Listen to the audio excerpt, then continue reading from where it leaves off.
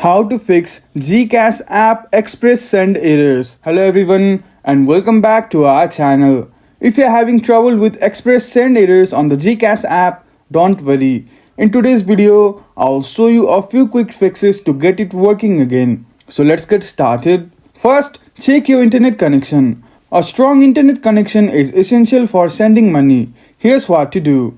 Make sure you are connected to a stable Wi-Fi or mobile data. If you are on Wi-Fi, try switching to mobile data or vice versa to see if that helps. A weak connection is a common cause of transaction errors. Next, update the GCash app. An outdated app might be causing issues. Check if there is an update available. Go to App Store or Google Store and search for GCash and see if an update is available. If there is, go ahead and update the app. Updates often fix bugs and improve app performance. Next, clear cache and data. Clearing the app's cache can resolve minor issues. Here's how.